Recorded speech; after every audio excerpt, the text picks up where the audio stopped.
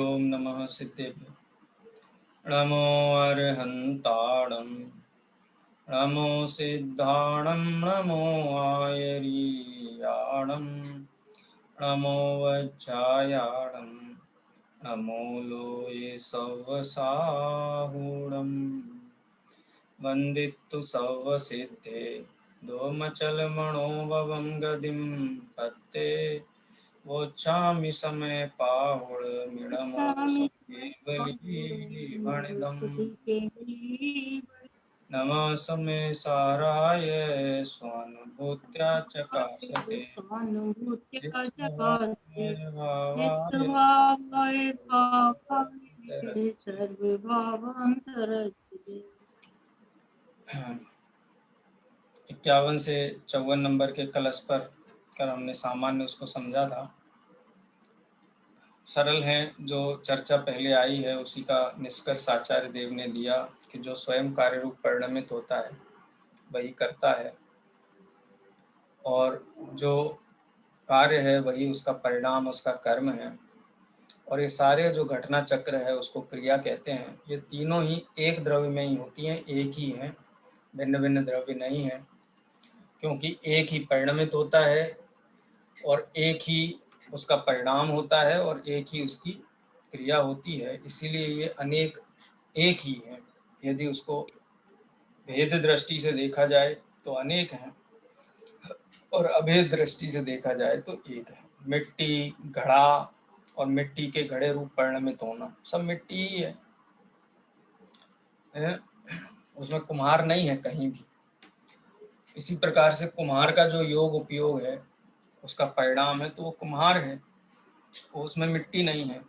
कुम्हार के ज्ञान में कितना मिट्टी का अंश है और मिट्टी में कितना कुम्हार का योग उपयोग रूप अंश है, तो दोनों में परस्पर कुछ भी नहीं है, दोनों भिन्न भिन्न है। और निष्कर्ष के रूप में कहा नो भव परिणमतः, दो द्रव्य जो परिणमित होते हैं उनका एक परिणाम नहीं होता है। नो भयो प्रजायित, दो द्रव्य मिलकर के एक परिणाम को उत्पन्न नहीं करते हैं, और ना ही दो द्रव्य मिलकर के एक परिणति को उत्पन्न करते हैं। इसलिए अनेक द्रव्यों के अनेक कर्म और अनेक परिणतियाँ होती हैं। एक परिणाम के दो कर्ता नहीं होते हैं, और ना ही एक परिणाम एक कर्ता के दो कर्म होते हैं, और ना एक द्रव्य के दो क्रियाएं होती हैं। इसीलिए वो जो एक है उसकी अनेक क्रियाएं या अनेक परिणाम नहीं होते हैं। एक द्रव्य का एक ही परिणाम होता है। एक द्रव्य का एक परिणाम का मतलब अपना ही परिणाम होता है, पर का परिणाम नहीं होता। चेतन चेतन चेतन चेतन भाव का करता है, अचेतन अचेतन भाव का करता है। चेतन चेतन और अचेतन दोनों भावों को नहीं कर सकता है, और अचेतन है वो चेतन और अचेतन दोनों भावों को नहीं कर सकता है। देखो इसमें अपन कितनी भंग बना सकते हैं। चेतन चेतन भाव का करता है, चेतन अचेतन भाव का करता नहीं, दो भंग हो गए। उसके बाद अचेतन अचेतन भाव का करता है, अचेतन चेतन भाव का करता नहीं, दो भंग ये हो गए, चार भंग हो गए। दो भंग और बनेंगी। चेतन अचेतन मिलकर के चेतन भाव के करता नहीं, ठीक है। एक पांचवी भंग, चेतन अचेतन मिलकर के अचेतन भाव के करता नहीं। कितनी भंग हो गई? छह भंग। सातवीं भंग क्या बनेगी कि चेतन चेतन और अचेतन दो परिणामों का करता नहीं है, ये सातवीं भंग हो गई। और आठवीं भंग बनी अचेतन चेतन और अचेतन दो परिणामों का करता नहीं। ऐसे 8 भंग इन 4 गाथाओं की बन सकती है। कोई बोलेगा मुझे 8 भंग ये पूरी? सर थोड़ा सा स्लो तो बताइए सर, आपने तो बहुत जल्दी बता दिए। चलिए आपको, आप में से बताइए, आपकी भंगों कोई मैं फिर कलेक्टिव करके 8 बनाता हूँ। मैंने जल्दी जल्दी बोली हैं, लेकिन कल पूरे कक्षा में यही चर्चा अपनी चली है। इन 4 कलशों में से 8 भंग बनानी है, वो आप बनाइए। कितनी भंग आप बना सकते हैं? एक आध कम रहेगी तो फिर वो मैं ऐड कर दूंगा। चार तो आ गई समझ में। 4 आ गई, बोलिए अलका जी, 4 भंग बोलिए जी। चेतन चेतन भाव का करता है, चेतन अचेतन का करता नहीं, और अचेतन अचेतन का करता है, और अचेतन चेतन का करता नहीं। ठीक है, 4 हो गई। उसके बाद चेतन चेतन अचेतन अचेतन मिलकर चेतन भाव के करता नहीं है। चेतन अचेतन मिलकर अचेतन भाव के करता नहीं। अचेतन भाव के करता नहीं। ठीक है, 6 हो गई। 7वीं, अकेला चेतन चेतन और अचेतन भाव का करता नहीं है। अगला, फिर अकेला अचेतन चेतन अचेतन भाव का करता नहीं है। करता नहीं है। ठीक है, जी अब 8 बन ठीक है जाएंगे। सर। जी सर, बन गए। चलिए मैं पूछता हूँ किसी से। हेमलता जी बताइए, आप ये 8 अंक बताइए। चेतन चेतन भाव का करता है, चेतन अचेतन भाव का करता नहीं है। अचेतन अचेतन भाव का करता है, अचेतन चेतन भाव का करता नहीं है। चेतन अचेतन चेतन का करता नहीं है, अचेतन चेतन अचेतन का करता नहीं है। नहीं, चेतन रुको रुको रुको, शुरू की अकेला 4 नहीं, शुरू के 4 परफेक्ट आइए, 5वें नंबर की भंग फिर से बोलिए। चेतन चेतन अचेतन का करता नहीं है। नहीं नहीं, चेतन अचेतन मिलकर, ऐसा बोलिए उसको। चेतन चेतन अचेतन मिलकर चेतन भाव का करता नहीं है। हाँ, अब क्लियर हुआ। और अचेतन चेतन अचेतन सेम अचेतन चेतन अचेतन मिलकर के चेतन भाव का करता नहीं है, चेतन अचेतन मिलकर अचेतन भाव का चेतन करता अचेतन मिलकर अचेतन भाव का करता नहीं है। हाँ, माने 2 द्रव्य मिलकर और के एक परिणाम के करता नहीं है। ये बात 5वीं और 6वीं नंबर की भंग में हो गई। 7वीं 8वीं बनाई। जी, 7वीं 8वीं में है कि चेतन और अचेतन चेतन भाव का करता नहीं है।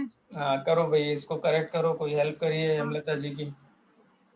चेतन चेतन व अचेतन का करता नहीं है, और अचेतन चेतन और अचेतन दोनों का करता नहीं है।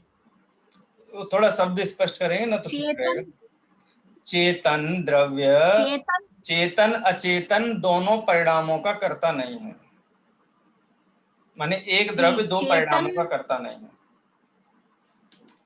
चेतन भाव मतलब चेतन भाव अचेतन और चेतन का करता नहीं है। हाँ, और अचेतन भाव चेतन और अचेतन का करता नहीं है। बस अब पूरा हो गया ना। लास्ट वाली जो भंग है ना 7वीं 8वीं नंबर की, उसमें 2 परिणाम है, एक द्रव्य है। 2 परिणाम और एक द्रव्य, तो एक द्रव्य 2 विरुद्ध परिणामों का करता नहीं है। चाहे वो चेतन द्रव्य हो तो भी वो चेतन अचेतन परिणामों को उत्पन्न नहीं कर सकता है, और अचेतन द्रव्य भी चेतन अचेतन परिणामों को उत्पन्न नहीं कर सकता है। ऐसे 2 परिणामों का कर्ता एक द्रव्य नहीं है। ये 7वीं और 8वीं नंबर की जी। चलो, और कौन बोलेगा? प्रीति जी।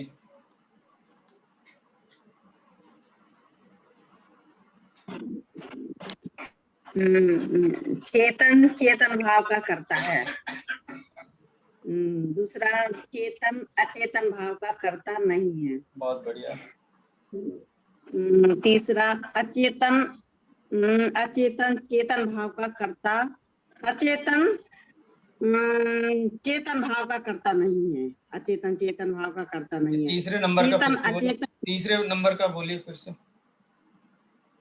चेतन अचेतन अचेतन चेतन भाव का करता नहीं है। नहीं, तीसरे नंबर का भंग नहीं आया सही से। अचेतन अचेतन भाव का करता है। चेतन, हाँ, चेतन अचेतन भाव का करता है। नहीं, आप चेतन अचेतन मिलकर दो चेतन का करता नहीं है, मतलब चेतन अचेतन मिलकर चेतन का करता नहीं है। 5वां, चेतन द्रव्य अचेतन द्रव्य मिलकर अचेतन का करता नहीं है।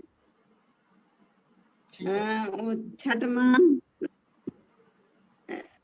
थोड़ा आप अभी कंफ्यूज हो रहे हो। नहीं, आपको ख्याल में आया, ये मुझे आपके शब्दों से समझ में, आपको समझ में अच्छे से आ गया है, लेकिन वो थोड़ा टंग ट्विस्टिंग है ना, वो थोड़ा चल रहा है, उनको थोड़ा व्यवस्थित कर लीजिए। और कोई बताइए तब तक। जी भैया हम बोल रहे। हाँ, बोलिए लता जी। चेतन चेतन का करता है, चेतन अचेतन का करता नहीं। 2 अचेतन अचेतन का करता है, अचेतन चेतन का करता नहीं, 4 हो गए। पांचवा चेतन अचेतन मिलकर चेतन का करता नहीं हो सकता। हाँ, छठवां अचेतन चेतन मिलकर अचेतन का करता नहीं हो सकता। बहुत बढ़िया। फिर चेतन अचेतन चेतन दोनों का करता नहीं हो सकता। और अचेतन चेतन अचेतन का करता नहीं हो सकता।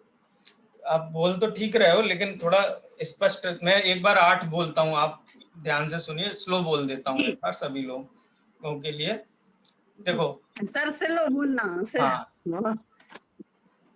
चेतन चेतन भाव का करता है,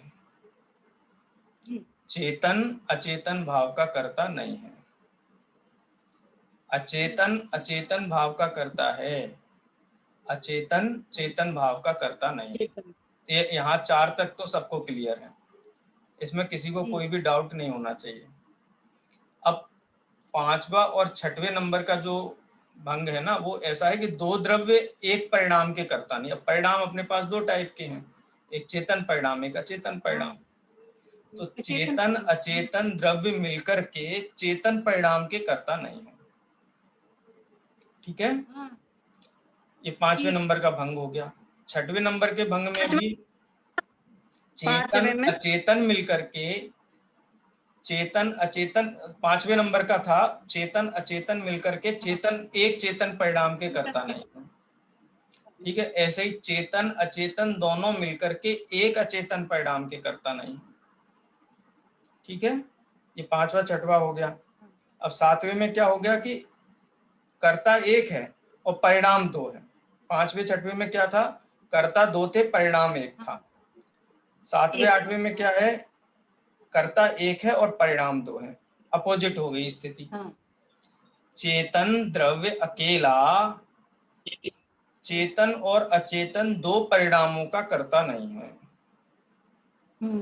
ठीक है, और 8वां क्या है, चेतन अचेतन दोनों मिलकर, नहीं, 8वां क्या है, अचेतन द्रव्य अचेतन एक अकेला चेतन अचेतन दोनों परिणामों का कर्ता नहीं है।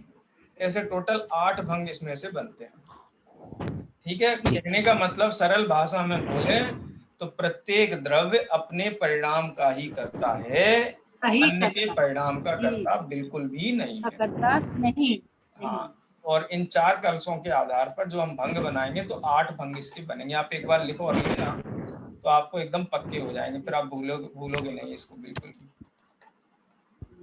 चलिए, अब इसको अपन आगे पढ़ना शुरू करते हैं। कौन पढ़ेगा? सागरिका जी पढ़िए। हाँ जी सर। आपको 8 भंग क्लियर हुई सागरिका जी? हाँ सर, हाँ सर। एक बार आप बोल दीजिए सबको, फिर से एक बार ध्यान से सुन लो, फिर अपन आगे पढ़ना शुरू करते हैं। हाँ जी सर। चेतन चेतन भाव का करता है, चेतन अचेतन भाव का करता नहीं। अचेतन अचेतन भाव का करता है, अचेतन चेतन भाव का करता नहीं। चेतन अचेतन का करता नहीं। नहीं, चेतन अचेतन मिलकर चेतन भाव का करता नहीं। हाँ जी, हाँ सर, 5 नंबर का फिर से बोल रही हूँ। नहीं, सही बोला। चेतन अचेतन मिलकर चेतन भाव का करता नहीं, चेतन अचेतन मिलकर अचेतन भाव का करता नहीं। बहुत बढ़िया। चेतन अचेतन दोनों परिणामों का करता नहीं। और लास्ट वाला अचेतन अचेतन एक अकेला चेतन अचेतन द्रव्यों का करता नहीं। ठीक है, 7वें 8वें में थोड़ा ऐसा बोल सकते हैं कि एक चेतन द्रव्य अकेला चेतन और अचेतन दोनों परिणामों का करता। ऐसे ही एक अचेतन द्रव्य अकेला चेतन अचेतन दोनों प्रकार के परिणामों का करता नहीं। ठीक है, ठीक है सर। अब आगे पढ़ेंगे।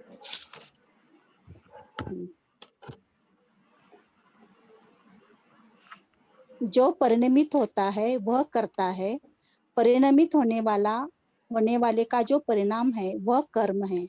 और जो परिणति है वह क्रिया है। ये तीनों वस्तु रूप से भिन्न नहीं है। वस्तु एक ही सदा परिणमित होती है, एक के ही सदा परिणाम होते हैं और एक की ही परिणति क्रिया होती है, क्योंकि अनेक रूप होने पर भी वस्तु एक ही है, भेद नहीं है। दो द्रव्य एक होकर मिलकर परिणमित नहीं होते।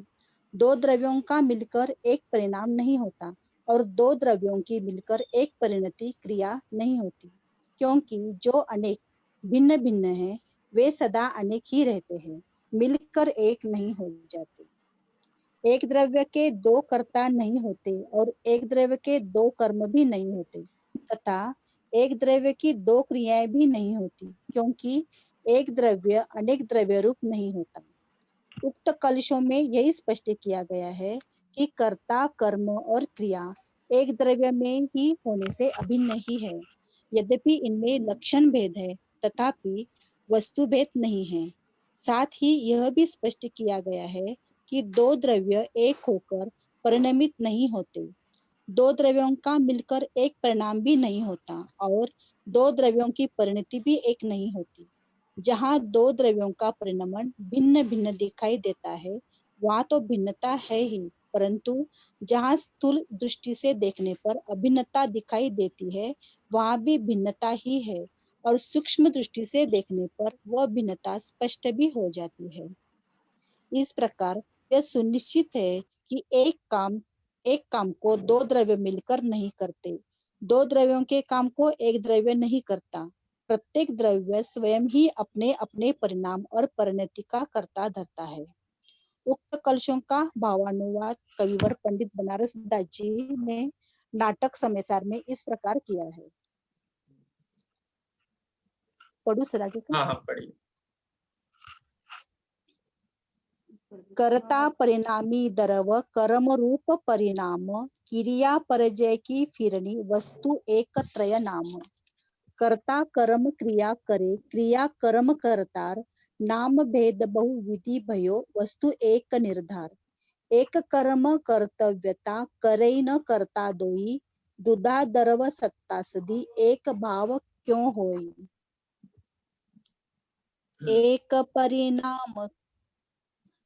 एक परिणाम के न करता द्रव दोई, दोई परिणाम एक द्रवण धरतु है। एक करतुति दोई द्रव कबूह न करे, दोई करतुति एक द्रव न करतु है। जीव पुद्गल एक खेत अवगाही दो, अपने अपने रूप ते काऊ न टरतु है। जड़ परिणामनी को करता है पुद्गल चिदानंद चेतन सुबाऊ आचरतु है। परिणमनशील द्रव्य करता है, उसका परिणमन ही कर्म है और पर्याय का परिवर्तन ही क्रिया है। इस प्रकार एक ही वस्तु के तीन नाम हैं, कर्ता, क्रिया और कर्म को करता है, अतः वही उन दोनों का करता है। इस प्रकार एक ही वस्तु नाम मात्र के भेद से अनेक प्रकार की हो जाती है, ऐसा निश्चय करना। एक कर्म की क्रिया का कर्ता एक ही होता है, दो नहीं होते। ऐसी स्थिति में जब जीव और पुद्गल दो जुदी जुदी सत्ताएं हैं, तब दोनों एक रूप कैसे हो सकते हैं? वस्तुतः बात यह है कि एक परिणाम कर्म के कर्ता दो द्रव्य नहीं होते और दो परिणामों कर्मों को एक द्रव्य नहीं करता। इस प्रकार एक क्रिया को दो द्रव्य नहीं करते और दो क्रियाएं एक द्रव्य नहीं करता। यद्यपि जीव और पुद्गल एक क्षेत्रावगाही है, तथापि वे दोनों ही अपने अपने स्वभाव को नहीं छोड़ते। इस प्रकार यह सुनिश्चित ही है कि पौद्गलिक जड़ परिणामों का कर्ता पुद्गल द्रव्य है और चेतन आत्मा चैतन्य भावों का करता है। हाँ बस ये इसका भावार्थ हुआ। यहाँ तक जो हमने अभी पढ़ा सागरिका जी ने, वहां तक भावार्थ हुआ। फिर भी मैं एक बार इसका बोल देता हूँ। कर्ता परिणामी द्रव, वही यह परिणमति सहकर्ता का अनुवाद हो गया। कर्ता कौन है? परिणामी द्रव, स्वयं परिणमित होने वाला द्रव्य ही करता है। कर्म क्या है कि जो परिणमन है, जो पर्याय है, जो परिणाम है, वही उसका कर्म। परिणमित हुआ है तो कोई ना कोई परिणाम रूप परिणमित हुआ होगा, तो जिस परिणाम रूप परिणमित हुआ है वही परिणाम उसका कर्म है। क्रिया परिजय की फिरनी, और जो पर्याय का पलटना है, फिरनी माने बदलना, पर्याय का बदलना, एक पर्याय हुई, दूसरी पर्याय हुई, तीसरी पर्याय हुई, ये पर्याय का जो उलटना पलटना है, इसी का नाम क्रिया है। तो पर्याय रूप कौन हुआ कि स्वयं परिणामी द्रव्य ही उस परिणति रूप परिणमित हुआ है। तो वास्तव में निश्चय से देखा जाए तो ये तीन वस्तुएं नहीं है, एक ही वस्तु। घड़े रूप कौन हुआ? मिट्टी हुई। तो जो घड़े रूप परिणमित हुआ है वह करता है, और घड़ा क्या है? घड़ा परिणाम है। और ये मिट्टी से घड़े रूप का जो डाइवर्जन हुआ, जो चेंजिंग हुई, इस चेंजिंग को, इस फिरनी को, इस पलटने को क्या कहते हैं? क्रिया कहते हैं। तो वास्तव में सब में मिट्टी ही व्याप्त है, इसीलिए मिट्टी ही घड़े की करता है, क्योंकि वो उसी का परिणाम है। फिर कुम्हार क्या है? कुम्हार का योग उपयोग उसमें निमित्त है। यदि कुम्हार करता है तो निरंतर उसमें बिना किसी मिट्टी की आवश्यकता के स्वतंत्र रूप से वो स्वयं घड़े रूप परिणमित होना चाहिए, जो होता नहीं है। तो कुम्हार का योग उपयोग निमित्त मात्र है। निमित्त का ज्ञान कराया जाता है, लेकिन निमित्त करता नहीं है, निमित्त निमित्त ही है। ठीक है। कर्ता कर्म क्रिया करे। कर्ता क्या करता है? कर्म और क्रिया का कर्ता। ठीक है। कर्ता कर्म क्रिया करे, क्रिया कर्म कर्तार, क्रिया और कर्म का कर्तार जो है वो करता है। ठीक है।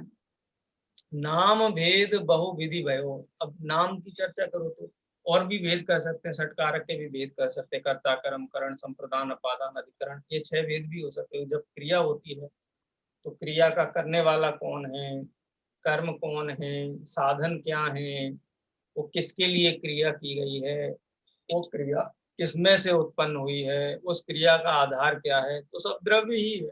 द्रव्य ही अपने परिणाम रूप हुआ है, तो परिणाम ही उसका स्वयं का परिणाम ही, द्रव्य का स्वयं का परिणाम ही उसका कर्म। साधन क्या है? उसके गुण ही साधन है। किसके लिए किया है? द्रव्य स्वयं के लिए किया है। प्रत्येक क्रिया द्रव्य स्वयं के लिए ही करता है, इसलिए स्वयं ही संप्रदान है। वो जो कार्य उत्पन्न हुआ है वो कहाँ से उत्पन्न हुआ है? वो द्रव्य में से ही उत्पन्न हुआ है। इस कार्य का आधार क्या है? द्रव्य ही आधार है। तो नाम भेद तो बहुत हैं, लेकिन अगर आप वस्तु के एंगल से आप देखो इसमें कितनी वस्तुएं सम्मिलित हैं, तो उसमें एक ही वस्तु सम्मिलित है, उसका नाम है द्रव्य माने उपादान। एक कर्म कर्तव्यता करे न करता दोई। एक कर्म का कर्तव्यता माने एक ही कर्ता होता है, दो द्रव्य एक कर्म के कर्ता नहीं होते हैं। दुधा दरव सत्ता सधी, एक भाव क्यों होई। दो द्रव्यों की अपनी अलग अलग सत्ता है, अपने अपनी सत्ता में अपने अपने परिणाम करें, अन्य का परिणाम क्यों करें? एक भाव क्यों हुई। जब दोनों द्रव्यों की सत्ता अलग है, उनकी ड्यूटी अलग है, उनके गुण अलग हैं, तो अपनी अपनी अलग अलग पर्याय करें, अन्य का क्यों करते हैं? एक परिणाम के न करता दरब दोई, दौड़ दोई परिणाम ना एक दर्व करत है। जो हमने भंग बनाई थी ना, एक परिणाम के न करता दरब दोई, यानी इसकी दो भंग बनाई थी हमने। चेतन और अचेतन दो द्रव्य मिलकर के एक चेतन परिणाम के कर्ता नहीं है। इसी प्रकार से चेतन और अचेतन द्रव्य मिलकर के एक अचेतन परिणाम के भी कर्ता नहीं है। दो भंग बनाई थी हमने इसमें। दो ही परिणाम न एक द्रव धरत है। एक द्रव्य के दो परिणाम नहीं होते। 7वें और 8वें नंबर की जो हमने भंग बनाई कि एक चेतन द्रव्य दो ही परिणामन माने चेतन और अचेतन दो परिणामों का कर्ता नहीं है। इसी प्रकार से एक अचेतन द्रव्य भी चेतन और अचेतन दो परिणामों का कर्ता नहीं है। दूसरे नंबर की लाइन उसमें से दो भंग बनाई थी। एक कर तूती दोई दर्भ कबहू न धरे। अब यहाँ पे क्रिया के संबंध में भी भंग बनाई थी हमने। जो भंग बनाई थी वो खाली कर्ता और कर्म के संबंध में बनाई थी। ऐसी 8 भंगे आप और बना सकते हो क्रिया के लक्ष्य से। ठीक है। क्रिया का कर्ता कौन है? चेतन द्रव्य चेतन की क्रिया का चेतन क्रिया का करता है, अचेतन द्रव्य अचेतन क्रिया का करता है। ठीक है। चेतन द्रव्य अचेतन क्रिया का करता नहीं है। अचेतन द्रव्य मतलब अचेतन द्रव्य चेतन क्रिया का कर्ता नहीं है। चेतन अचेतन द्रव्य मिलकर के एक चेतन एक क्रिया के कर्ता नहीं है। चेतन अचेतन द्रव्य मिलकर के एक अचेतन क्रिया के कर्ता नहीं है। इसी प्रकार से चेतन द्रव्य चेतन अचेतन दो क्रियाओं का कर्ता नहीं है। इसी प्रकार से अचेतन द्रव्य अकेला चेतन और अचेतन दो क्रियाओं का कर्ता नहीं है। ये आप और उसमें से 8 भंग क्रिया के संबंध में भी बना सकते हो।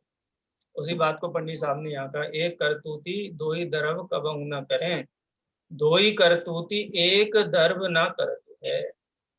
जीव पुद्गल एक खेत अवगाही दो, एक क्षेत्र में रहने वाले जीव और पुद्गल दो द्रव्य हैं। दो द्रव्य एक क्षेत्र में एक क्षेत्र अवगाही है। अपने अपने रूप ते को न टरतु है। ये आकाश के असंख्यात प्रदेशों में रहने वाला जीव द्रव्य कितना जड़ हो गया, उसमें कितना स्पर्श रसगंध वर्ण आ गया, तो बिल्कुल भी नहीं आया। तो अच्छा, ये जड़ द्रव्य है, शरीर है, इसमें कितना चेतनपना आया। जब दोनों भिन्न भिन्न होते हैं, जब मरण का प्रसंग बिल्कुल होता है, नहीं। चेतन अलग और अचेतन अलग होते हैं, तो अचेतन द्रव्य में थोड़ा बहुत तो आना चाहिए ना। अपन तो ये कहावत अपने पढ़ी, खरबूजे को देखकर खरबूजा रंग बदलता है। तो चेतन के साथ में अचेतन द्रव्य इतने सालों रहा, तो थोड़ी तो चेतनता उसके अंदर आनी चाहिए। तो बोलते बिल्कुल भी नहीं आती है, रंच मात्र भी नहीं आती। क्यों? क्योंकि एक क्षेत्र अवगाही तो हैं, लेकिन अपना अपना रूप कोई भी छोड़ता नहीं। चेतन चेतन में रहता है, अचेतन अचेतन में रहता है।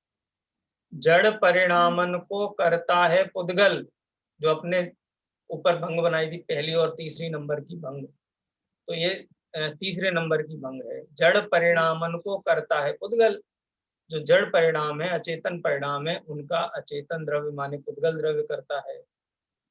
और पहले नंबर की जो भंग थी, चिदानंद चेतन स्वभाव आचर तू है। चिदानंद क्या करता है? अपने चेतन स्वभाव के अनुरूप चेतन परिणाम का ही करता है। तो इस प्रकार से 8 भंगों में ये विषय पूरा चारों कलशों का स्पष्ट हो जाता है। अब इसको अपन आगे पढ़ते हैं। पढ़िए। पूर्णिमा जी पढ़िए।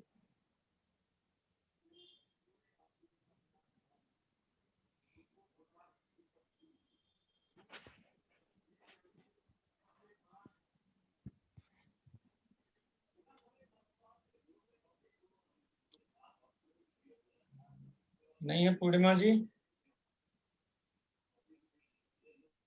चलिए, कौन पढ़ेगा फिर? जी सर।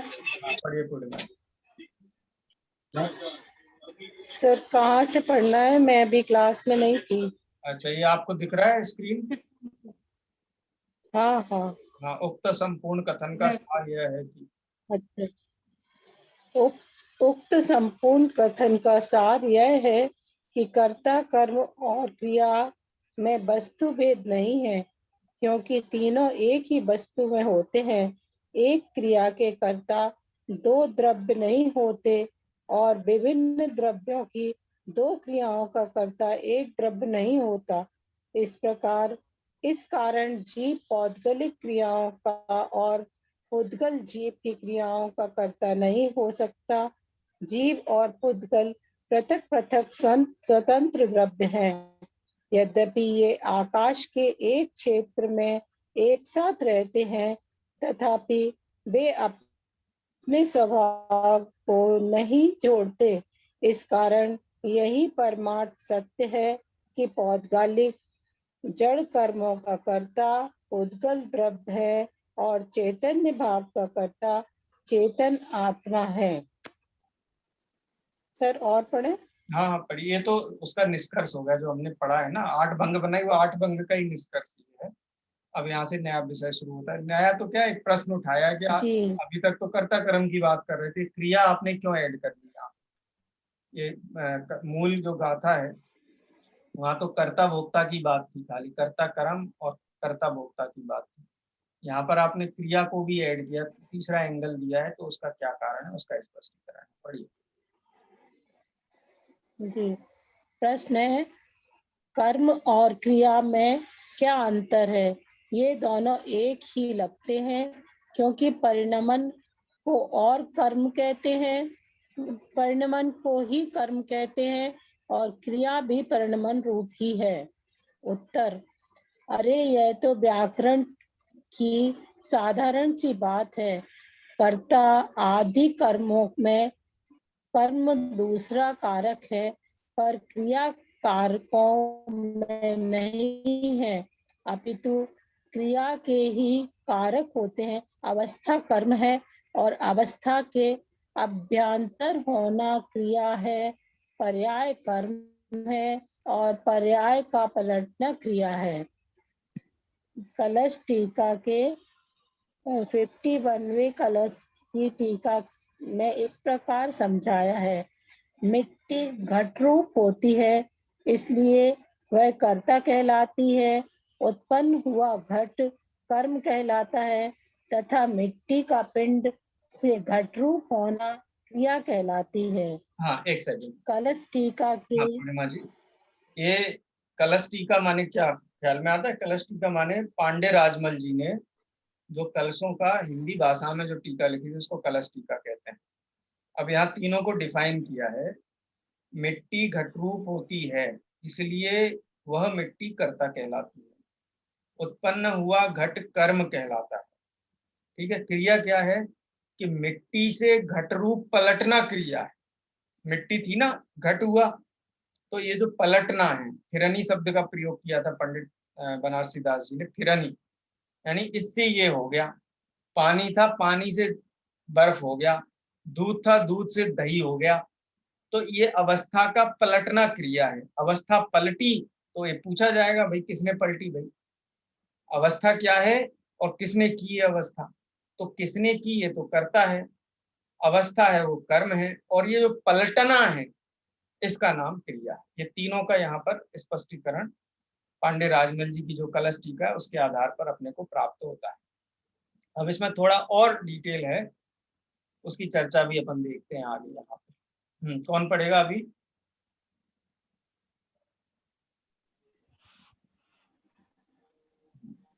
पढ़िए मीना जी, पढ़िए। कलश टीका के 54वें कलश में समागत एक बात और भी ध्यान देने योग्य है, जो इस प्रकार है। यहाँ पर कोई मतांतर निरूपण करेगा कि द्रव्य की अनंत शक्तियां हैं, सो द्रव्य में एक शक्ति ऐसी भी होगी कि एक द्रव्य दो द्रव्य के परिणाम को करे। जिस प्रकार जीव द्रव्य अपने अशुद्ध चेतना रूप राग द्वेष मोह परिणाम को व्यापक रूप करे, उसी प्रकार ज्ञानावरण आदि कर्म पिंड को व्यापक रूप करे। उत्तर इस प्रकार है कि द्रव्य में अनंत शक्तियां हैं, पर ऐसी कोई शक्ति नहीं है कि जिससे जिस प्रकार अपने गुण के साथ व्यापक रूप है, उसी प्रकार परद्रव्य के गुण के साथ भी व्यापक रूप हुए। उक्त चारों कलशों का ही नहीं, अपितु इस संपूर्ण प्रकरण के स्पष्टीकरण के लिए इन कलशों का अर्थ लिखते समय पंडित जयचंद जी छाबड़ा द्वारा लिखे गए भावार्थों को देख लेना आवश्यक है, जो इस प्रकार है। द्रव्य दृष्टि से परिणाम और परिणामी का अभेद है और पर्याय दृष्टि से भेद है। भेद दृष्टि से कर्ता कर्म और क्रिया यह तीन कहे गए हैं, किंतु यहाँ अभेद दृष्टि से परमार्थता यह कहा गया है कि कर्ता कर्म और क्रिया तीनों ही एक द्रव्य की अभिन्न अवस्थाएं हैं, प्रदेश भेद रूप भिन्न वस्तुएं नहीं है। एक वस्तु की अनेक पर्यायें होती हैं, उन्हें परिणाम भी कहा जाता है और अवस्था भी कहा जाता है। वे संज्ञा संख्या लक्षण प्रयोजन आदि से भिन्न भिन्न प्रतिभाषित होती हैं, तथापि एक वस्तु ही है, भिन्न नहीं। ऐसा ही भेदाभेद रूप स्वरूप वस्तु का स्वभाव है। जो दो वस्तुएं हैं वे सर्वथा भिन्न ही हैं, प्रदेश भेद वाली ही हैं। दोनों एक होकर परिणमित नहीं होती, एक परिणाम को उत्पन्न नहीं करती और उनकी एक क्रिया नहीं होती, ऐसा नियम है। यदि दो द्रव्य एक होकर परिणमित हों तो सर्व द्रव्यों का लोप हो जावे। संपूर्ण प्रकरण का निष्कर्ष यही है कि प्रत्येक द्रव्य अपने अपने परिणामों को और अपनी अपनी परिणति का कर्ता धर्ता स्वयं ही है, अन्य कोई नहीं। हाँ बस। इस प्रकार हाँ जी। अब ये पूरी चर्चा का सार ये है कि यदि दो द्रव्य एक होकर परिणमित हों तो सर्व द्रव्यों का लोप हो जाएगा। क्या इस 6 द्रव्यात्मक विश्व में चेतन द्रव्य नष्ट हुआ? अनादि काल से आज तक नहीं हुआ। उद्गल द्रव्य का लोप हुआ? उद्गल द्रव्य नष्ट हुआ? नहीं हुआ, वो भी है। धर्म द्रव्य वो भी है, अधर्म द्रव्य वो भी है, आकाश और काल वो भी है। अच्छा, भविष्य में कभी तो इनका नाश हो जाएगा कि नहीं होगा? अब नाश का मतलब क्या है? नाश का मतलब मैं बताता हूँ क्या होगा। नाश का मतलब होता है पूरा का पूरा जड़, स्पर्श रस गंध वर्ण वाला द्रव्य पूरा ज्ञान दर्शन में हो जाए। फिर उसको कौन जड़ कहेगा, कौन अचेतन कहेगा? कोई नहीं कह पाएगा, वो तो चेतन हो गया ना। तो अचेतन द्रव्य का लोप हो गया। ऐसा होगा क्या कभी? क्या ऐसा कभी हुआ क्या? कभी नहीं, अथवा कभी नहीं हो सकता। जो जीव द्रव्य है, वो जीव द्रव्य जो ज्ञान दर्शन वाला है, वो स्पर्श रस गंध वर्ण को अपना ले, उसके साथ व्यापी व्यापक हो जाए, उससे कभी नहीं, हो जाए, तो जीव द्रव्य का कभी नाम। नहीं हो सकता। फिर उसको जीव कौन कहेगा? फिर तो उसको सब जड़ कहेंगे, तो जड़ हो गया। तो ऐसा कभी हुआ क्या? माने यदि एक द्रव्य दूसरे द्रव्य का करता है, एक द्रव्य का दूसरे द्रव्य के साथ व्यापी व्यापक बना है, एक द्रव्य दूसरे द्रव्यात्मक हो गया, तादाद में हो गया, तो उस द्रव्य की सत्ता का ही लोप हो जाएगा। और हम तो ये देखते हैं कि अनादि काल से किसी भी द्रव्य की सत्ता का लोप आज तक हुआ ही नहीं, और ना हमको ये गुंजाइश लगती कभी होगा। तो ये सिद्ध हुआ ना कि प्रत्येक द्रव्य अपने गुण पर्याय में ही सीमित है, दूसरे के द्रव्य गुण पर्यायों में नहीं गया है, दूसरे द्रव्य गुण पर्याय में नहीं हुआ है, तो लोप नहीं हुआ है। इसीलिए परम सत्य तो यही है, अज्ञानी जीव भी पर द्रव्य का अकर्ता है। जिस प्रकार ज्ञानी जीव पर द्रव्य का अकर्ता है, वैसे अज्ञानी जीव भी पर द्रव्य का अकर्ता है। तो फिर अज्ञानी और ज्ञानी में अंतर क्या है? तो अज्ञानी भी अकर्ता है, ज्ञानी भी अकर्ता है, दोनों ही अकर्ता है ना पर द्रव्य के। तो कोई आचार्य देव ये कह रहे हैं अगर कर्ता हो जाए तो विश्व का ही लोप हो जाएगा। विश्व का लोप तो आज तक हुआ नहीं। तो फिर ज्ञानी और अज्ञानी में अंतर क्या है?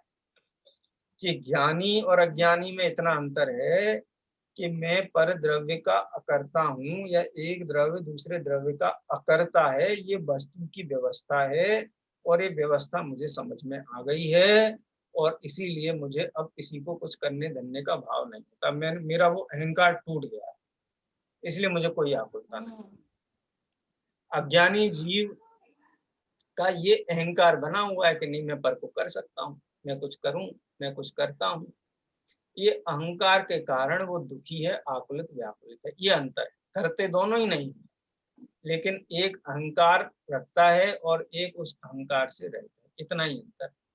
वस्तु की व्यवस्था में यदि कर्ता कर्मपना हो दो द्रव्यों के बीच में, तो वस्तु व्यवस्था के ही लोप का प्रसंग आता है, इसलिए कर्ता कर्मपना तो नहीं हो सकता। अब दूसरी बात है कि तुम मानते क्या हो, तो जो जैसा मानेगा वैसा पाएगा। कहते हैं जैसा करेगा वैसा भरेगा। मोक्ष मार्ग में जैसा मानेगा वैसा पाएगा। जो यथार्थ मानेगा उसको यथार्थ वस्तु व्यवस्था के अनुभव से, यथार्थ वस्तु व्यवस्था के वेदन से सुख होगा, और जो उसको नहीं स्वीकार करेगा वो अहंकार की आग में जलेगा, मोह राग द्वेष रूप उत्पन्न होगा और चारों गतियों में परिभ्रमण करता रहेगा। क्योंकि आकुलित होगा ना, तो कुछ ना कुछ तो निमित्त बनेगा ना उसमें। तो सारा निमित्त के लिए 4 गति 84 लाख योनियां खड़ी हुई है। हालांकि किसी गति में दुख नहीं है, किसी भी गति में दुख नहीं है, किसी भी योनि में दुख नहीं है। दुख तो इसके अज्ञान भाव का ही, लेकिन निमित्त अपनी भूल से कहलाती है। ऐसे मिथ्या द्रव्य ज्ञान चरण बस भ्रमत भरत दुख जन्म मरण। तो वास्तव में तो दुख इसका अज्ञान